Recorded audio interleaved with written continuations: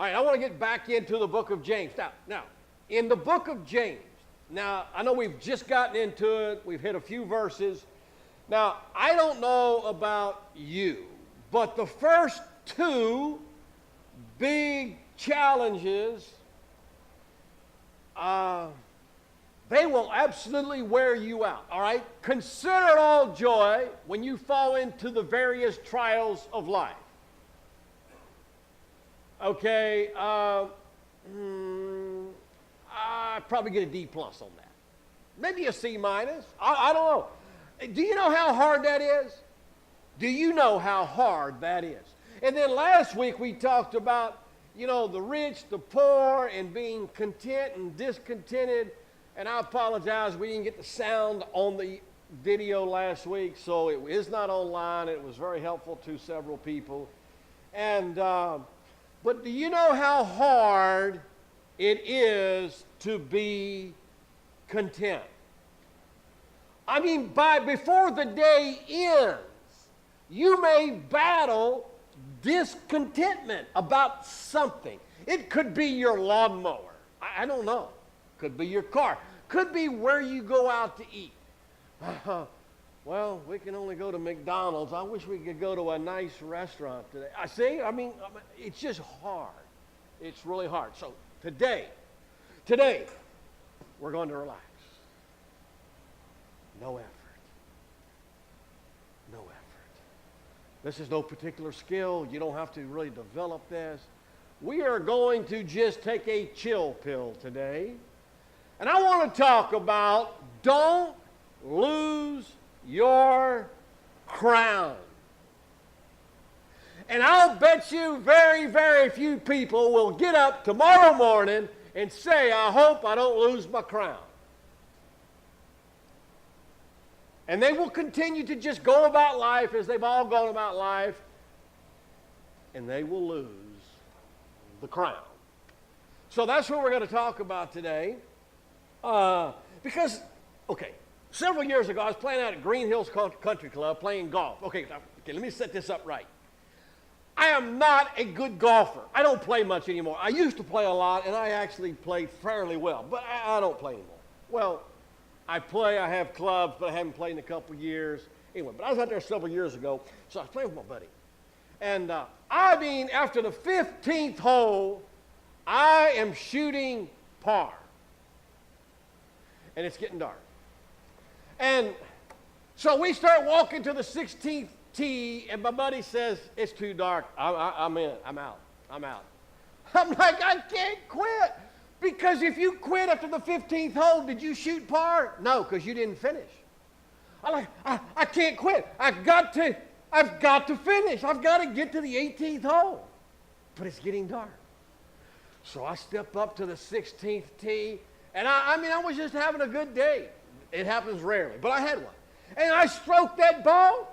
I could see it for about 20 feet, straight down the middle of the fairway. I never saw it at that. I said, that's okay, I'll find it. Because it's in the middle of the fairway. And it was a straight fairway, so that made it easier. So I go walking down there, and I never found my ball. I never could. That's all I can tell you. I can't tell you I shot par that day. I didn't, because I never finished. On another occasion, our family was out west, and we were hiking and camping in the Grand Tetons, and we took this really, really nice hike, and you go up some rocks and rocky paths, and you go for a while. By the time you get up to the first top point or the first whatever, most people turn around and that's like you're done. But Adam, he was like, let's just keep hiking, because we might see a moose. So we hiked for a while. Now, you can't just create a moose. There are no guarantees that you're going to see a moose. And after about another hour, I'm like, I think we're done. Adam's like, no, we're not done. We're going to find a moose. And so we kept going because his tenacity was greater than mine. I was ready to pack it in. And so the whole family, we kept going. Sure enough, we get down there, over here to the left. You're right. There's the moose.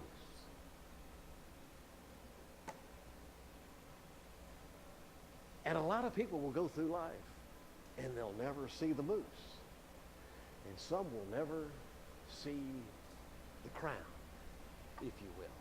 So that's what we want to talk about today. We want to talk about perseverance, which really, it just means you just keep going. It didn't take any particular skill to find that moose. You just kept walking. We just kept walking, kept walking, kept walking. Anybody can do that. But not everybody saw a moose. I think maybe, there weren't anybody going as far as we went. So I don't know if anybody was there besides us. Might have been one or two other people. People weren't that excited. But you know, you think about it. Why is it that we admire people who have been married 50, 60, even 70 years? I mean, we admire perseverance. And yet, do you realize how few persevere at anything in life? I mean, people bail on stuff every day, just bail. Of course, that doesn't take a skill either, because anybody can quit. So here's what I want to do. We're going to look at one verse today, James chapter 1, verse 12. One verse, 3 words. You know, it's interesting because we live in a society where everybody wants to parse every single word somebody says. Now, in sports world, LeBron James, and I'm just going to give you the illustration so you don't have to watch basketball to get this, all right? LeBron James is like the star of the NBA, plays for the Cleveland Cavaliers. Now, his contract runs out at the end of next June, and people are speculating whether or not he's going to stay with Cleveland or maybe perhaps go to L.A., maybe perhaps play with the Lakers or whatever. All right, so he's tweeting, like with Michael Jordan. And he says, well, the next time I come home, I'll see you or whatever, meaning L.A. Oh, the sports world just went bananas. Well, what did he mean by that? Home. Now, he has 2 houses, one in Akron, one in L.A., one in Brentwood out there in L.A., same area that O.J. Simpson lived in, if you're familiar with him. And so that's where he lived. But everybody, I mean, for hours, home. Oh, what did he mean? Is he leaving?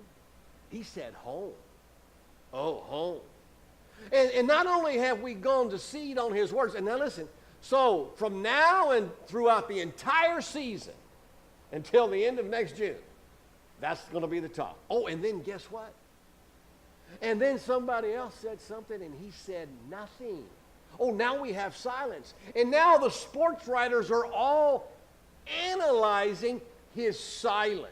Oh, he didn't refute it. Oh, he's going to L.A. But that's where we are. And I thought, wow, what if God tweeted something like a verse in the Bible? And we're like, whoa, wow, did you see what he said? Did you see what God said? Look at this. God tweeted this. Blessed is the man who remains steadfast under trial, for when he has stood the test, he will receive the crown of life, which God has promised to those who love him. Huh? What do you mean by that? What do you mean by that? Huh? Is God going to give me a crown? Did God make that promise? I mean, well, let's just pause and let's just think about it. We're going to spend hours and months. And what would it be like if I taught on James 1:12 for the next 12 months, huh?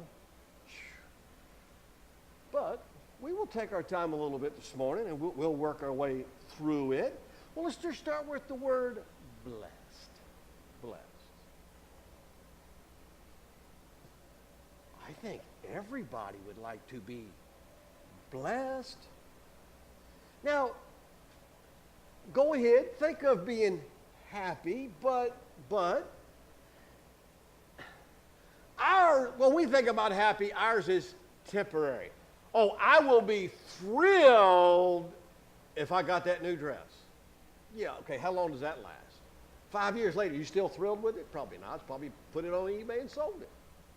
So it's a temporary happiness. I get that, all right? This is a more deep-seated, internal joy and satisfaction. This is from your soul. This is about the interior, not the exterior, all right? So, things can look good on the outside. Perhaps you have known people, I have, nice house. They have no furniture hardly inside, hardly any. Looks great on the outside. Of course, they don't have anybody over because they don't have any. You have nowhere to sit. You have to just look around. It happens. But a lot of people do that. They take care of the outside. Everybody shows up, everybody smiles, everybody looks good. How's it going home, man? It couldn't be better, man. Give me a high five, and it's great. And that night they cry themselves to sleep. And blessed. Of course, Jesus said it begins with being born again. He said, truly, truly, I say to you that unless one is born again, he cannot see the kingdom of God.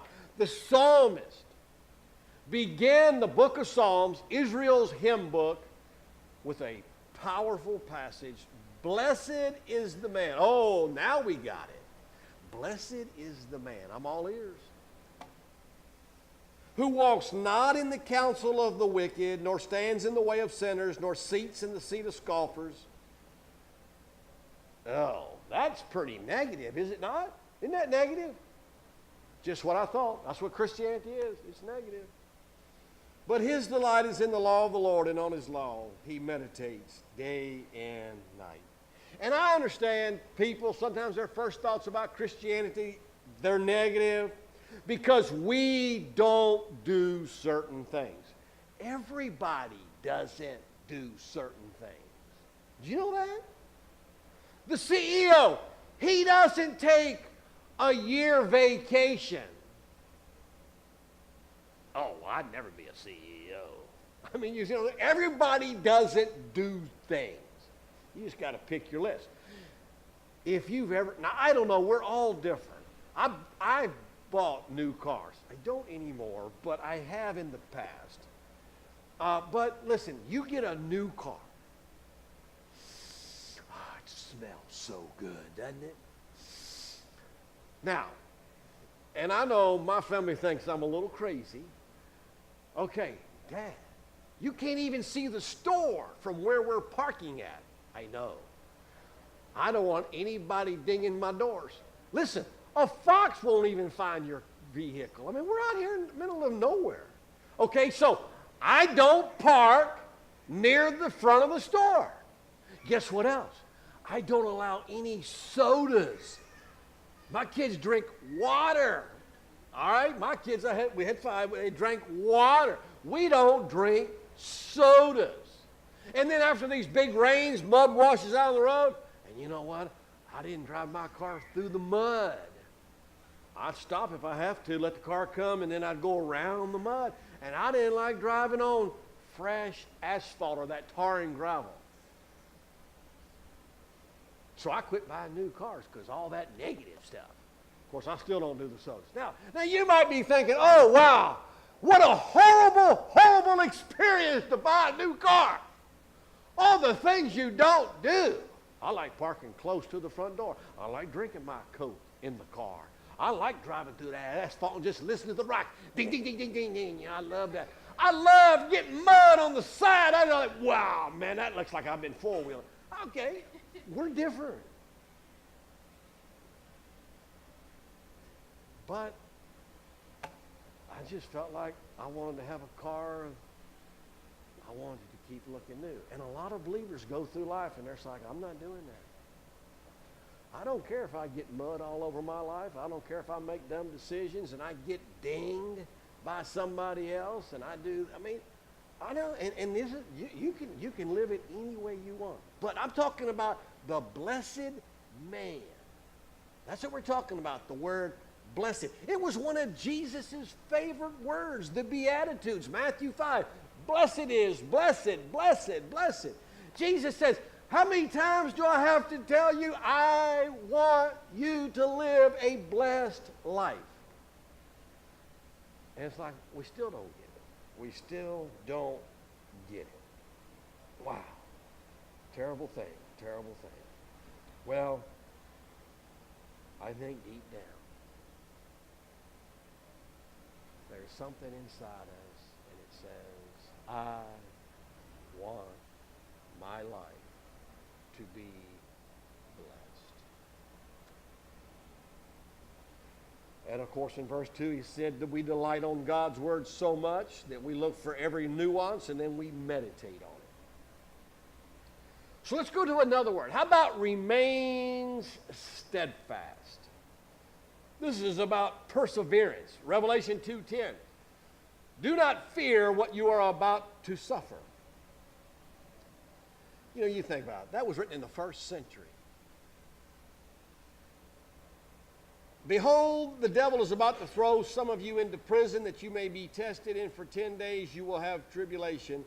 Be faithful unto death, and I'll give you the crown of life. One of Apostle John's disciples, Polycarp. He was burned at the stake at 88 years of age. 88. And people tried to persuade him, look, all you got to do is, denounce Christ or whatever. And here's what Polycarp said. I've served him faithfully for 88 years. I'm not stopping now. 88. And I thought, I don't think I told Carol this, but I wouldn't mind having a number on my tombstone. Let's say I die when I'm 82, 84, 90, whatever. And there's that number. People say, wow, what's that number mean? He stayed faithful that many years. Now, that's pretty good. That's what this is about. It's about persevering unto death. And I don't know. I've been in church all my life, and boy, it's amazing. It's amazing how many people call it quits. People call it quits on their jobs, their careers, everything. One of my favorite passages is Jeremiah chapter 12. It's an incredible book. And I know it's in the Old Testament. Many of you have probably never read the book of Jeremiah. And it is 52 chapters. Okay, so that might whoa. Now, Jeremiah wrote way back around 600 BC and even later. He was a prophet in his 20s, unmarried, and when you were a prophet, primarily you would denounce the sins of the nation and all that. So you weren't that popular, but his own hometown turned against him. Now, keep in mind, this is about the time when Judah was overrun by the Babylonian Empire. Babylon took captives back to Babylon. They destroyed the temple, took the furnishings, all the gold and all the vessels, all the way back to there. And so Jeremiah, his own hometown, turning against him. Now, Jeremiah's been called the weeping prophet. He wrote the book of Lamentations. Listen, one thing I love about the Bible, okay, so Jeremiah's got a problem. What I mean is, just like you and me. So he goes to God and he complains. He's not happy. And he's like, I've done this. My own hometown is bailing on me. They don't even like me. Okay, so let's go now. Now we're in Jeremiah chapter 12. Here's what he says. This is how he starts off. Righteous are you, O Lord. Now that's a good place to start. God, I know you. Okay, I got some complaints. I know you're righteous, whatever. Here we go. When I complain to you, I'm sure you probably complain. If you have kids, they complain, and God, his kids complain too. Yet, Jeremiah says, I would plead my case before you. Why does the way of the wicked prosper? Why does that always come up, huh? Somebody else is doing better than me, and I'm not happy about it, okay? And why do all who are treacherous thrive? Now that bothers you. Bothers everybody. Bothers all believers, okay? Can we just lay that out on the table? You plant them, they take root, they grow, they produce fruit. You are near in their mouth and far from their heart, but you, O Lord, know me. You know, life's not fair at all. Never has been. You see me and you test my heart towards you. Pull them out like sheep for the slaughter and set them apart for the day of slaughter. How long will the land mourn and the grass of every field wither? For the evil of those who dwell in it, the beasts and the birds are swept away because they said he will not see our latter end. So Jeremiah is not happy about much at all. So let me ask you. You've hit rock bottom at some point. Well, let me hold on to that thought. Maybe you think you hit rock bottom. Now hang with me. So God comes back, and here's what he says to Jeremiah. If you have raced with men on foot, and they have wearied you, how will you compete with the horses? Has anybody here tried to outrun a horse? It's not happening. Here's what God said to Jeremiah. Jeremiah, I know it's bad. It's real bad. And they're treating you really, really bad. I got that. But it's going to get worse. What? And God says, I want to know if you can hang in there. Because if that bothers you, you're not going to make it. I mean, if men worry you, oh, you got some bigger challenges coming. Look, do you know why I will never run a marathon? Okay, I don't run. I used to run a lot, and I'd run 3-4 miles. I don't do that anymore. Okay, right now, I could not run 10 miles. And it would be like you saying to me, Mike, why are you training for a marathon? You can't even run 10 miles. And I'd be like, you're right. And that's what God is telling Jeremiah. Jeremiah, if you're going to whine and complain after 10 miles, don't even think about the marathon. Now, thankfully, we have the book of Jeremiah because Jeremiah lasted in ministry. And, boy, you just read the book. I mean, he went through some stuff. Incredible. He went through some stuff. But I want to give you a couple of thoughts on why people bail. And this could be anything. Could be their career, their marriage, college, whatever. But here they are. Number one, it's physical and emotional fatigue. That's where Jeremiah was. Emotionally, he was worn out. And, I just can't take it anymore. I'm done. All right. So you have to take a personal interest in yourself. You have to eat right, get enough sleep. You do. You have to take care of yourself physically, mentally, spiritually, emotionally. You have to do that. Now, we're all different, so you've got to figure out how to take care of yourself. It's like athletes. You got a guy like Tom Brady, who now 40 years old, still playing quarterback. He says he feels better at 40 than he felt at 30. He's learned how to take care of himself. All right, so, and if you do that, you can write you a diet book and sell it for $200, just like him. But be that as it may. All right, number 2, unconfessed sin. It's a horrible, it will take a toll on you. Unconfessed sin. Number 3, failure and embarrassment. You know, I'll tell you, you know what's sad? I've known people, their marriages fell apart and then they don't come back to church because, okay, I don't know why it's embarrassing. I mean, I kind of get it. But look beside you. Everybody you're close to has failed in life at something. How does that make you feel? We are a bunch of failures. Are we not? We are embarrassed. We were embarrassed, perhaps, because we failed. Maybe our marriage failed. And look, we've all made dumb decisions. That's the dumbest thing I ever heard of. I should just have all 5 of my kids come one Sunday and just say, hey, I just want you to walk across the platform and just tell them about all the stupid things I did. You know? I don't know.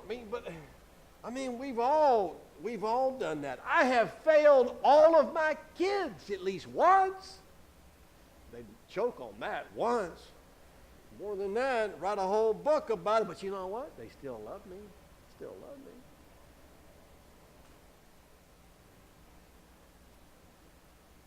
I got a text from one of my kids this morning.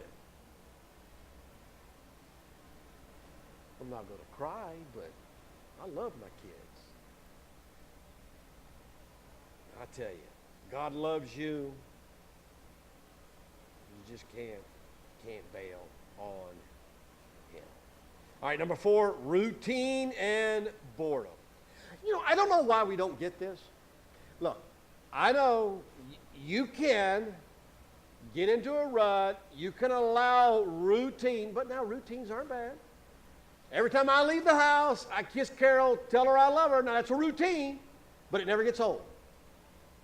Now, if it ever got old, now listen, if it ever got old, if that routine ever got old, I wouldn't look and think, our marriage is dying. Why? It's a routine. But if it ever got old, I'd look inside. I'd look inside. I wouldn't look at her. And I know people don't get that. And I have shared the story before. My dad, in steel erection, had a lot of cranes. And he would say, I don't understand why my boys never wanted to run a crane. Well, see, my dad did not know how to sell it to me. A crane operator gets in the crane and he sits there all day long. Now, my dad was a unique crane operator. We shouldn't even talk about him. He was the kind of guy that during lunchtime, when he was a crane operator, he would get out of the crane while the crew was eating lunch and he would wipe the crane down. He would clean the crane. He said, I can eat lunch while they're working and I'm pulling. I never took a lunch break with the guys. I'd get out with rags and I'd wipe the crane down. My dad is a neat freak too and all that, and that's cool. But what I'm saying is, okay, but I always saw the crane as just a routine job, and I'm not a routine guy. Are you with me? I've got ADD. So the one thing I enjoyed about steel erection is, you know, you unloaded trucks, you made up bolts, you put the steel in the air, then you had to spread stuff out, and then you had to bolt up, and then you had to lay it was just a lot of stuff. It was never routine. And I just know, routine, listen, I don't care if you are married. Yeah, you'll probably get into a routine or a rut at some point. As a believer, you'll get into a routine. That's fine. Just keep on trucking. Anyway, number 5, we move on. Pressure. But as this saying goes, you can't stand the heat. You know, get out of what? The kitchen. All right, number 6, betrayal. Jeremiah couldn't believe his own hometown was turning against him. But I want to share something with you. I'll share it now. And I saw this at our meeting last Sunday night. When my friend Barry brought down his staff, he brought a few people, and 2 of them are going to make their most significant contribution to the cause of Christ in the second half of their life. One couple, their marriage was on the rocks, and they came to church one Sunday, and today they're rock solid in the church. She's one of his key staff people. Another guy would come to church, walk by Barry, say, "Hey, Barry," or "Hey, Pastor," whatever. And Barry was like, "Woo, hey, how you doing? How you doing, Mark?" Alcoholic.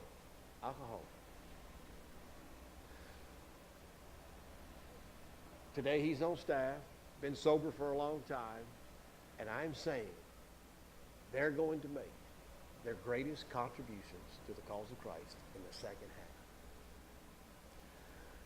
half. And I will tell you that how many people bail, I'm telling you, I'm talking they will bail out of the church or quit going when they're 20, 30, 41. And I think, Abraham made it his biggest contribution in the second half of his life. Moses did.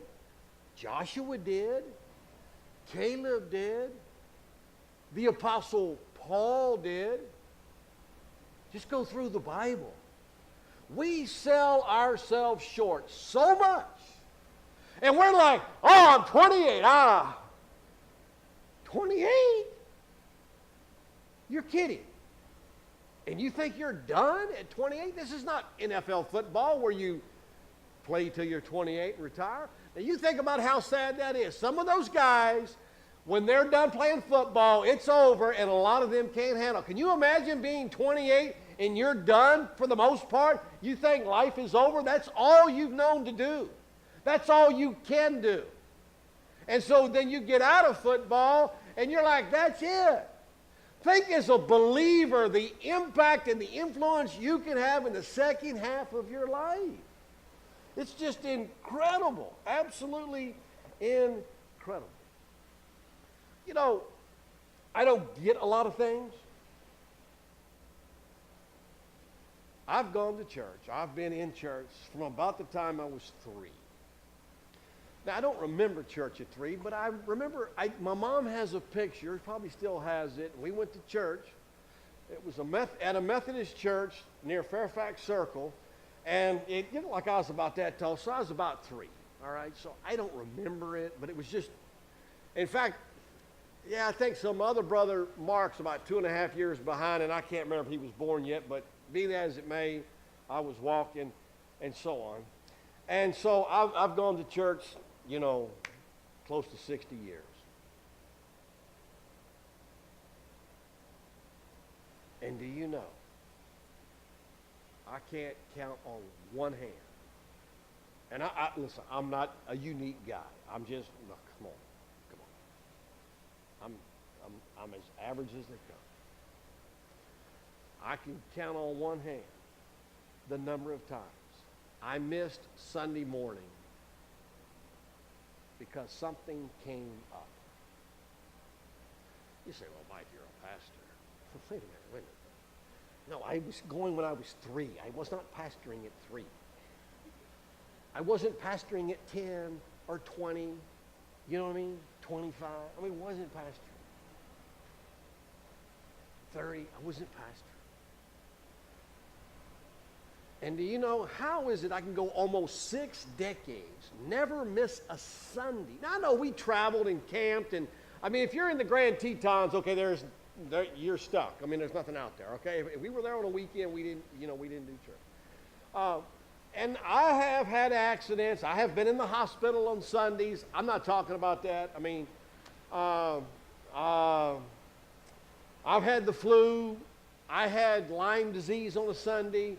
I get all that. I get that. But I'm talking about something came up. Do you realize, I don't think it happened twice in my life, but let's just say 5 or less in almost 6 decades. Am I that unusual? Really?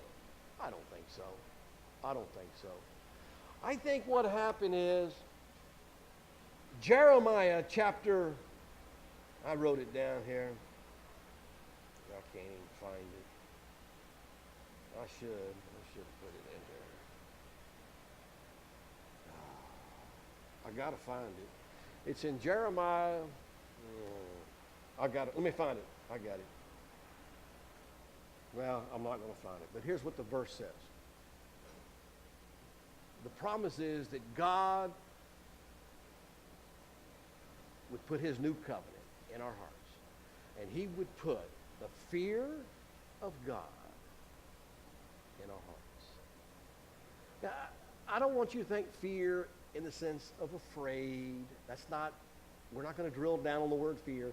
It has the idea of reverential awe and honor. And so for all of my life, all I've tried to do is honor God, and you honor somebody when you put them first. And so I've tried to use Sunday mornings as a way of honoring God since I was a teenager. Now, by the way, when I grew up, we went to church. I was going to church 4 times a week. When I met Carol, she and I were going to church 4 times a week. So I have backslidden since then, if you will. All right? We went to church 4 times a week. Sunday morning, Sunday night, Wednesday night, and Thursday night.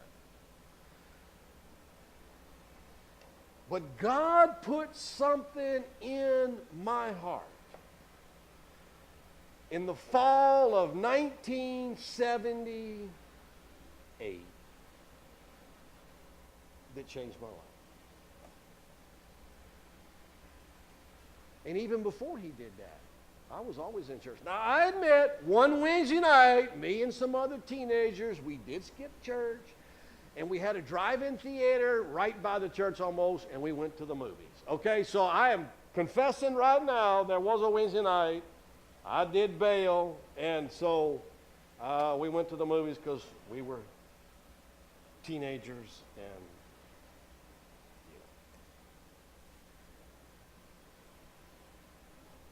I want you to go home and read the story of Eli.